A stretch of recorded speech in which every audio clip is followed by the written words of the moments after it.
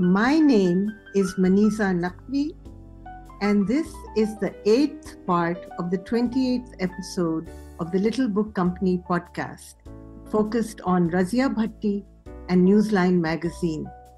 In this part, my guest is Nafisa Shah. Nafisa Shah worked at Newsline with Razia Bhatti. She wrote eye-opening investigative articles on issues of gender-based violence rooted in traditional practices in Sindh. Nafisa Shah has a PhD in social and cultural anthropology from the Institute of Social and Cultural Anthropology, Oxford University. In 2001, Shah was elected as mayor of Khairpur district. In her time in parliament, Nafisa Shah has served as secretary of the Women's Parliamentary Caucus, which was instrumental in steering rights-based legislation, particularly on women's rights, and in many other very important committees. Her book, Honor and Violence, Gender, Power and Law in Southern Pakistan, was published in the UK and New York by Bergen Books, and in South Asia as Honor Unmasked by Oxford University Press. This study, based on her research in Upper Sindh, Pakistan, draws connections between Pakistani state law and customary practices of honor-based violence, and how local, historical, and modern power dynamics are implicated in reshaping such practices. Welcome, Nafisa. Thank you, Maniza. Thank you for doing this excellent initiative on Razia, I would say. Razia, she was a very important part of all our lives. Mm-hmm. And with her gone, with Newsline gone, I think this effort on your part has sort of brought us all alive, brought in interesting ways Newsline alive, and has brought Razia alive. So I just want to thank you for doing this. Well, thank you very much. I feel quite privileged and honored to be able to do this. And I agree that, you're the 8th person that I'm having a conversation with in this podcast. And each and every one of you has stepped up immediately to say, yes, of course I want to talk about Razia. And Well, I think Razia really deserves more. She had a short life, but a very significant life, not just for what she did in terms of journalism, but for the people, her followers that she produced, who are now dispersed around the globe, around the country, but continue to sort of, be drawn to her persona, to what she did for them. And she is in a way larger than life, and we only wish that we could do more for her. And I think this effort of yours will, at least fulfill part of our sort of desire of sort of making her live again in memory of, this country, memory of journalism, memory of, people who make change, courageous people. So I think this is like a very important bridge, that has brought us all together, that has sort of, and with Newsline not being there, Newsline's gone. Unfortunately, it passed away a few years ago as Hum TV, with the sponsors, decided to wind it up. Mm-hmm. So with Newsline not being there, this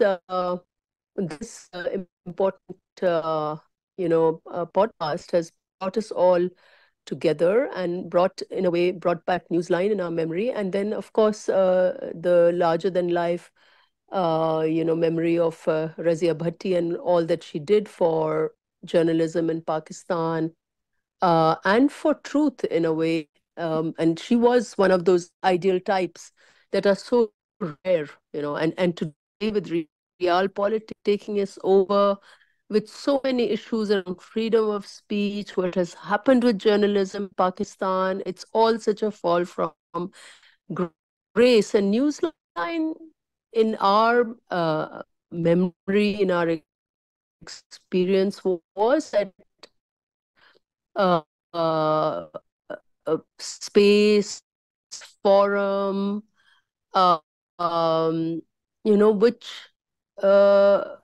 which sort of looked at journalism as that ideal type, and which spoke to. Mm-hmm. Nafisa, you're breaking up. I can't hear you. Sorry, Nafisa, it seems like we've had a bad connection, but let's continue. Yes. So yes, uh, you were saying that now that Newsline has ended, that there seems to be that space has disappeared for that kind of journalism. Yes, not just that, but also, the team Razia, sort Mm-hmm. of dispersed after her passing away, but Newsline was there.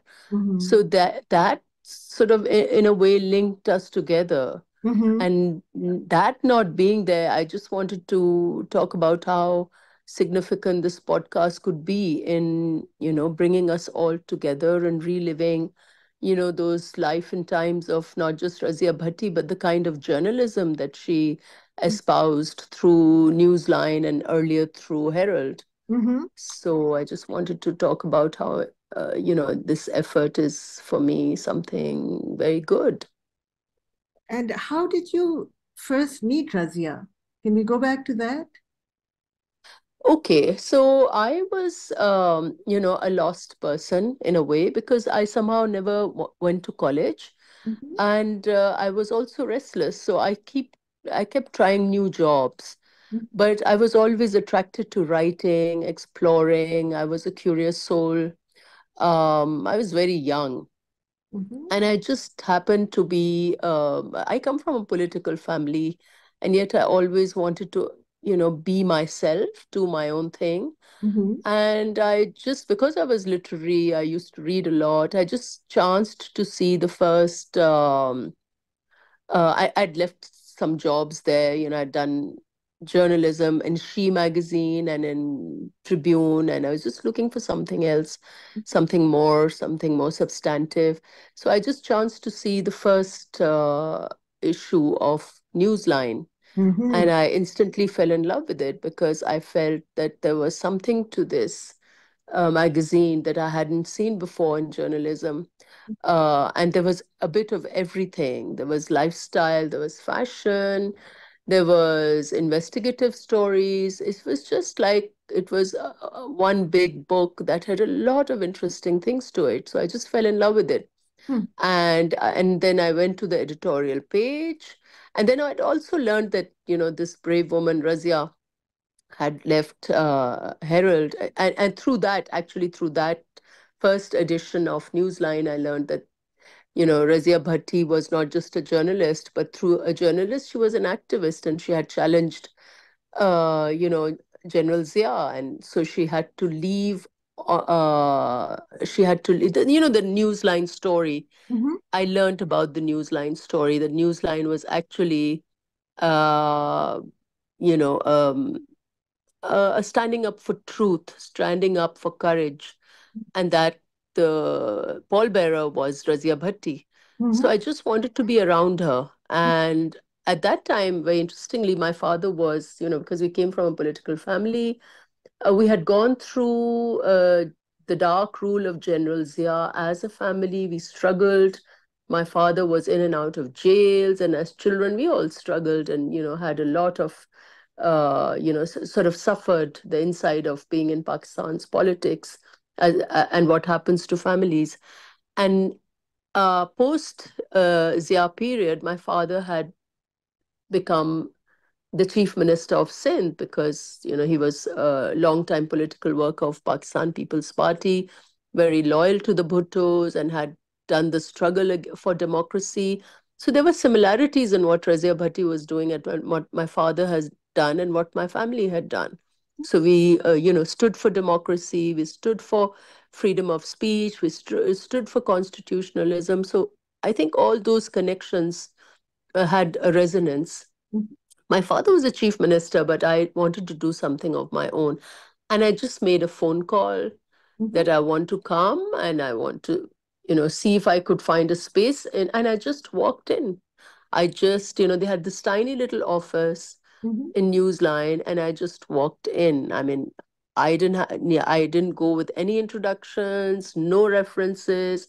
I just walked in as Nafisa Shah, who was, I think I was probably in my mid 20s, 24, 25, or even, younger. And then I just said that I'd be very interested to work for Newsline. Mhm. And then, to my surprise, Razia took me in, and that was the beginning of really a new chapter in my life. And I think that I've never enjoyed life because before that, life was like, a lot of struggle, political families, Zia's rule. My mother had passed away when I was very young, and it was all just a lot of struggle. My school was a struggle. I was not able to get into college because we didn't have the kind of money. So that was, something, a big gap in my life. My friends from school had all moved on into corporate America, nice big Ivy Leagues. So they were all in the world of glamour, and I was trying to see what I could do for myself here.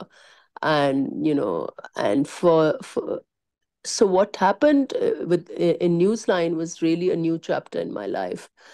I not only learned a lot about life, about journalism, but I also really enjoyed life, and I discovered myself and also what all I could do and my talents. And I think a lot of this had to do with the very attractive nucleus in our lives, the center of gravity, and that was Razia Bhatti. So you walked in there, you had, uh, you were high school, you done high school, you hadn't gone to Yes. college, and you walk in and you meet Razia Bhatti and you tell her that you want to be a journalist. Yes, well, I just said that I want to work in Newsline. I just called and then I got in.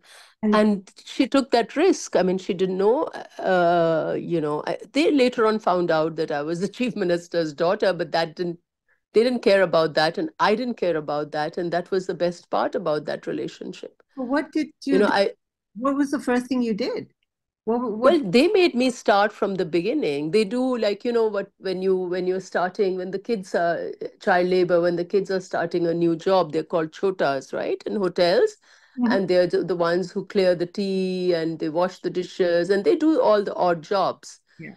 So I started doing the odd jobs, like I was carrying paper from, well, it was a tiny office, Sandhaven Apartments. I don't know if you have seen that area. This was a new development under the Clifton Bridge. Yes. And so they had managed to find a little apartment on the ground floor of the Sandhaven Apartments. It was tiny. It was literally like a one-room apartment, but they had compartmentalized it into like they had broken it up through glass doors. And so Razia's was, at one end, and then actually it was tiny. Take one step and you're in the other room. So I was basically the chota who did odd jobs. Like I did all the corrections. And at that time, it was really a fascinating time. That was the time Microsoft had just come in. I think it was early 1988, 89. It was the late 80s.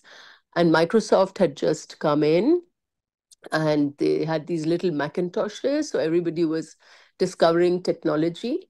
Also, there was still the manual stuff like cutting and pasting and, on the editor, they used to call them proofs, but we were moving towards the new technology. So I was like, of course, I had done my courses in computers, so I was good with that. I was good with typing. I had an excellent typing speed. I had all these skills. I had, of course, good English. I had writing skills, and I had typing skills, and I had very speed writing skills. So I used to feed in all these millions of changes that Razia would make on paper every day. I just started with that, just manually feeding in little editing changes and just taking the copy from one step to the next, transferring paper from one end to the next. And that's how I started, very basic stuff. And when did you write your first article?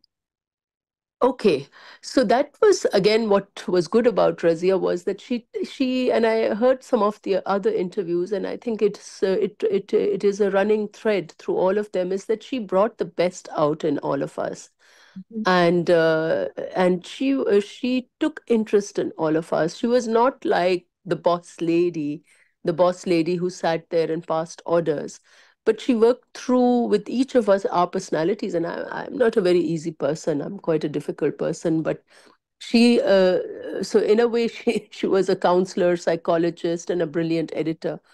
And I made it clear from the start that I would not do political reporting because my father was in politics and I was a PPP loyal supporter.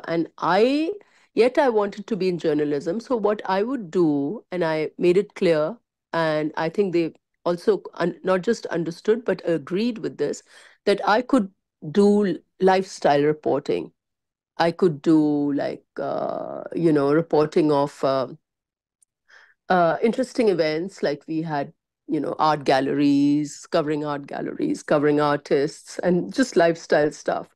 So she sent me off to do reporting on like the art reviews, and I felt like I mean, I'm a nobody, look at me, how could I review art, because that requires a lot of understanding, reading, and a level of maturity. But she encouraged me to do that, to look at things in a critical way. And I started with doing art reviews. And then I moved to what became a genre, actually. And again, that is something that she, inspired. She inspired us to do things, not just to sort of to stretch our imagination, to do things whatever was possible in journalism, to do different things, to explore. And so perhaps there was an anthropologist in me that was growing at that time. And that's why Newsline is such an important chapter in my life because it also determined where I would go next. So I started doing these photo features, Hmm. and the first photo feature that I did was I explored the old Karachi and I was fascinated with it. I was really into images, sounds. I was into, atmosphere. So Oh, I picked up these photographers, and there were some interesting photographers around Razia. There were very interesting people around Razia, mhm. and my first photo feature was on the timber market in Liari in Karachi. And I Oh, went there and I just looked at it. Was a very short write up that I did, and it was heavily, heavily edited. So the first, they used to go to, our copy used to go through two or three editors.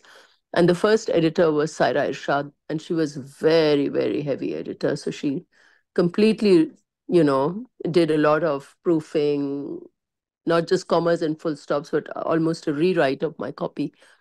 Although Razia was not she always ensured that your text, your style retained, and she was more into grammatical and style stuff. But anyway, it went through two strong edits, but it emerged as a very strong piece, and people loved it. And from then onwards, I created this genre in Newsline. I mean, I'm not it was be pretentious to say that I created it, but I really sort of developed it, and I came up with a lot of interesting themes. These were photo features, lifestyle photo features that combined images, yes. strong images, with a strong story and a very strong narrative.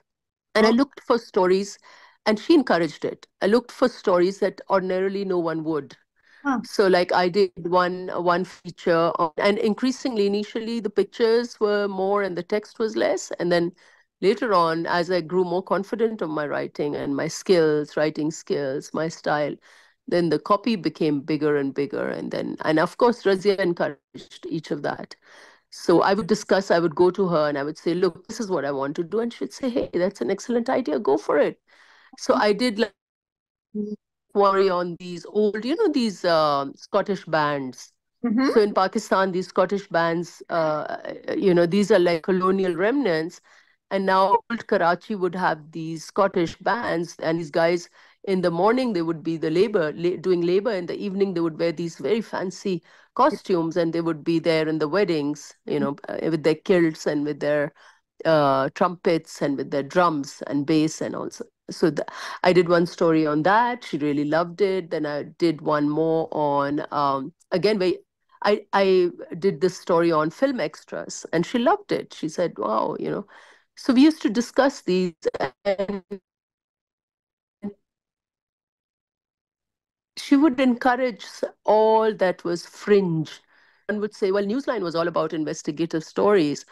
And I did one investigative stories. It was all about politics. But the second half of the issue, I wanted to bring that to life. And she wasn't just worried about the cover story. And that actually shows what a brilliant, journalist she was, that it was not just she didn't just look for the story in what was news heavy, what was current, like current affairs and politics, but she also looked at the back of the issue very carefully. Hmm. Those the second half of the magazine, which people just quickly turn. Everybody goes through the cover page, the cover story, the editorial, and the rest of it. Everybody just says, "Oh, ye to aakhri hissa hai." So that part was something that she also looked at in detail and wanted the meat there. She always called for the meat. Where's the meat? Where's the meat? Where's the substance? So she brought the best out in all of us. And Hmm. one can go on and on about that part of her. Because you're talking about photojournalism and you were doing this around 89, 90, let's say. And, Yes. just a few years earlier, around about 87 through 90, I was also in Karachi and I was taking photographs all over the old city myself. My, Okay, great. my own Yes. writing up little stories to go with it and really, Yes. yes. So when you mentioned the timber market, that really resonated with me. Yes. Yes. Yes. Yes. It was so. I did a lot of those. And then and then Hassan Mujtaba, we also teamed up. Mhm. Okay, so the other aspect of Razia, I don't know if other of my other colleagues have covered it. So Newsline was not just about bringing this product at the end of the month. And Newsline was a process, and a very exciting process. And every part of Newsline was exciting. So, and Razia, as I said, there was this very interesting food culture in Newsline. We used to, so the lunches were very, very, she was also a foodie. Mhm. And so there would be these discussions around what would we have for lunch. And I discovered, of course, in Newsline, I discovered dhansak, this amazing Parsi dish, which we used to order food from Metropole, and we used to order, and then around that food, we used to sit around and have these conversations, and conversations were not they were not these conscious conversations about what would be the next issue, like what would be, but it was just small talk. It was, and out of that small talk, interesting things, it was just not just gossip. There was a lot of gossip, of course, but it was a very sort of spontaneous, energetic conversation, and people would just drop in. Like, she was such a friendly person. Very interesting people would drop in, like photographers, artists. There's a lot of glamour in that little, very little, tiny little apartment that was called Newsline. There was so much happening. And 80 to 90% of the time, we were enjoying life. We were meeting interesting people. We were having conversations. We were going to, you know, going to these interesting places. And 10% of the time we were working. But that 90% of whatever we enjoyed actually, somehow it reflected into that issue. every month. So I think Razia was also a lifestyle. She she she attracted interesting people around her. She was a very good host. And I think that is again something that all made us all very, very close to her. She was a very warm person, very kind-hearted person, and brought the best out in her team. To the very untraditional, unlikely boss. She wasn't really a boss lady. She was a friend to everyone, and a friend, a confidant, a counselor. So many things to her personality. And and it seems like I mean, when did you transition into writing the kind of pieces you did on social issues and on for the Karo Karo Yeah. article, for example? Okay. How Yeah. did So, well, yeah, that's also very interesting transition. So you see, I began doing the photo features, and then the current stories were all done by these big hotshot journalists like Mohammed Hanif, and there were others. There were others who were freelancing for us, and Zafar Abbas, Azhar Abbas, and many, many writers who were around. So there was no space for me there, and I didn't want to do it because of my political involvement with the party. And I was looking, apart from the photo feature, I was looking for another niche. And that time, environment was it was the 90s, and this was after like 88, 89, 90, 91. These were like years when environmentalism, it's now called climate change, but environmentalism came out as an ideology. Mhm, And I, of course, was very attracted to that. And again, Razia was somebody who wanted the best for her team, and she wanted them to always learn and grow. So they sent me off to this workshop, which was organized by IUCN. mhm, And we went into the north, and we went into the Hazara area, and we looked at deforestation there, as an issue. So that helped a lot. And then I moved into environmental reporting.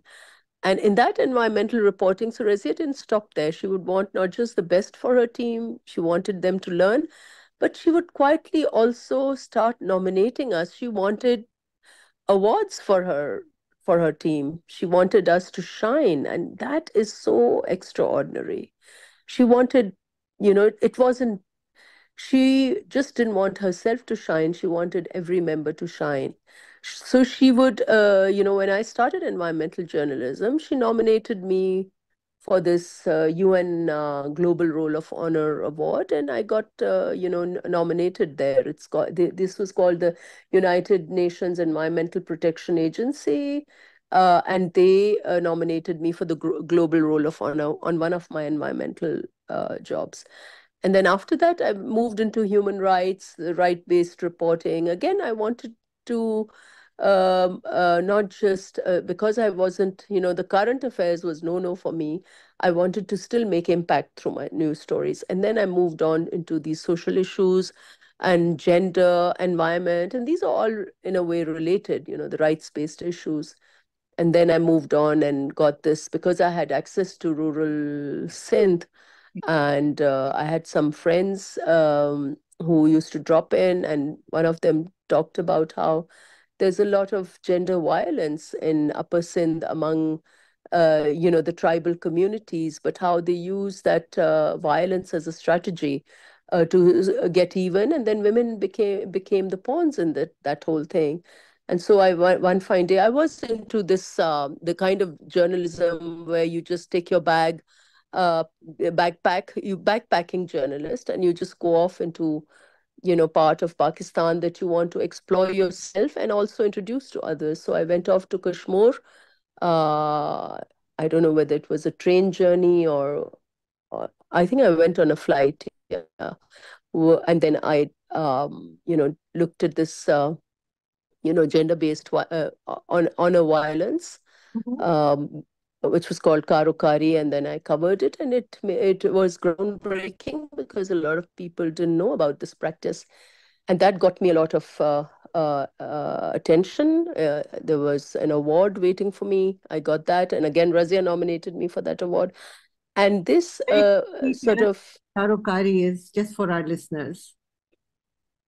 Okay, so this is honor violence is there in many societies, and not just in the East, but in the Western cultures as well. And this is basically, a woman defining family honor. And if a man suspects his wife of having illicit relations outside the marriage, this invites a liability to inflict violence, or basically to eliminate her, to divorce her, or to eliminate her by killing her, and also to seek revenge from the person she's engaged with in illicit relations. So both men and women, if they are found guilty of trespassing the marriage boundaries, are liable to death. But what was the story in this was not just the death, but also exacting fines, because in the tribal culture, if there is dishonor, there is a whole system of tribal justice. And if there is dishonor and a man brings dishonor to another man by, you know, taking his wife in an illicit relation, then he's liable to death, or if not death, then fines. And so there was this whole system of fines, or making money out of these allegations, these allegations which were. And for me, what was interesting was these allegations itself, the fact that of being in an illicit relation was not that relevant as the accusation, and that accusation brought interesting, goods, exchange of goods. So men would accuse other men of, having illicit relations with their wives or sisters, and then they would exact fines. And those exchanges of fines was something that was all happening with impunity. But the sad part was a lot of women were losing their lives as a result, because men would accuse their sisters, their wives, their nieces of being in illicit relations with so and so, and many of them would not. It would be irrelevant as to what the facts were. The only fact was that if you kill a woman, then that brings liability to exact a fine from the man. So it was adulteration of an old cultural practice, and I was looking at how the justice system is implicated, how there was a culture of impunity, and how there was, the entire tribal justice system was sort of serving Mhm. a strange adulteration of practice. So that got a lot of coverage. It was very complicated, and I brought out all the complexes within it. And then later on, that became also the substance for my future academic direction. And you pointed out that I'd written a book on, Yes. on a violence. And And that the first step towards that book was actually this Newsline story. And of course, the person behind that story, on all the stories that I've done in Newsline, was of course Razia Bhatti. Was amazing. her persona that made us go out, explore, bring interesting stuff. And she had a lot of appetite for stories that were, that Not getting the light. that yeah, that Yeah. nobody else could get except her. Yes. And She would. from this, these articles, and this particular piece on Karokari comes your book Oh, on. let me also explain. Sorry to cut you. So the word Karo in Sindhi or Balochi is black, and Kari is like black man, black woman. It's like Karo, Kari is black man, black woman. And those who accused of illicit relations would be branded as Karo and Kari, and that sort of made them distinct and identifiable and liable for violence.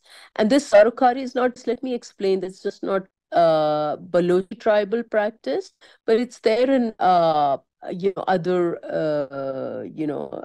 cultural identities as well. So it's just not peculiar to the Baloch or Upper Sindh, but it's there in and also, but of course here it took a certain shape because of the culture of immunity, the exchanges of fines, and those were sort of earlier tribal practices that were distorted and made very strategic to help, serve criminal interests and vested interests, really.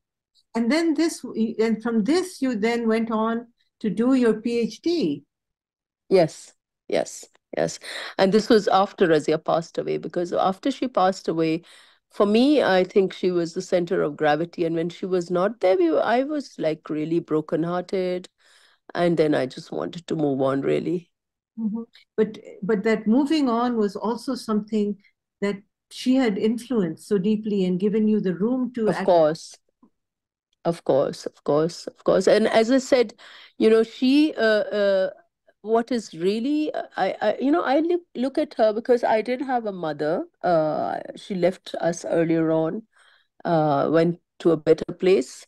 But not having a mother, is something that is a huge gap in my life. And mothers going away earlier on in the childhood, it sort of leaves this big vacuum in uh, where it did in all of our lives. And for me, uh, at every stage in life, I felt that God or nature compensated by bringing to me a fairy godmother who would sort of take me from one stage to the next. It happened in school. There was this amazing teacher that I felt that she was my fairy godmother. Then in journalism, it was Razia was my fairy godmother, and at every stage. I mean, I can go on, but for me, she was much more than a colleague.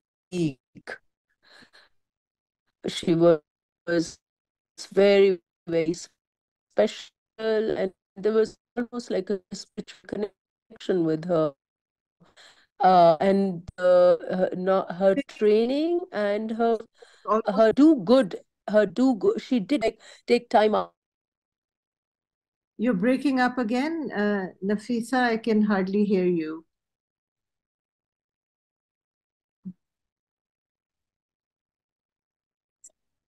Recording. So, Nafisa, you said you had almost this spiritual connection to Razia because of, the fact that you had lost your own mother at a very early age, and so here was another fairy godmother in your life. Yes, yes, she was. And I've seen, I mean, perhaps this is because of my own experience of, my own tragedies in my life and how God has compensated throughout. I looked at her like that. And in the hindsight, I looked at all the things that she did for me. Like, as I said, no boss, uh, looks at the development of their team in an intimate and detailed way that she did.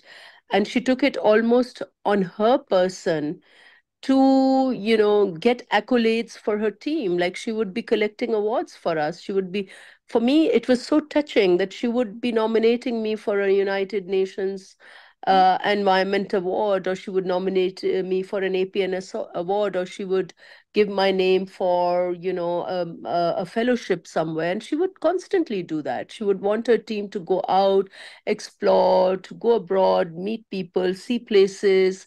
And that is something that is very, very special. That is what family members do. This the selfless promotion of her team she did for each one of us. And each one of us had we felt that Razia was only paying us that kind of attention. And this is therefore very special people. The only special people are able to build bonds where the other things, well, this she'll only do for me, and this is something that, so it I was really heartbroken when she suddenly went. She was and I couldn't I couldn't believe it that Razia's gone, because she was so important for our lives. Mm, And even till today, that pain hasn't gone of her just leaving us. mm, No. mm, And of course, Newsline was orphaned, I would say. Newsline was not the same anymore. And many of us broke out because she wasn't there. I think, I don't know how many others have said this, but for me, like that bond connecting me to Newsline, to journalism was gone. And then actually I changed professions. I didn't go back to journalism after that. Mhm. I went on to become a development, I went on into the development sector, and then academia, and then, of course, finally into politics, which is where the family compulsion, or, the Mhm. genes or the DNA or the family narrative came into Yes, being. yes, but then it seems to me that you still have that through line, even in your parliamentarian career, that you are looking at issues dealing with gender and Oh, yes, even in, yes. for women. Yes, yes, yes, yes. Of course, all that training and Mhm. that platform where we could research, explore, learn, do exciting things. Mhm. Um, that still continues. That legacy is still there. Mhm. Nafisa Shah, I'm sure that you've got a very busy day ahead of you. It's morning time, and you probably are heading to Parliament very soon.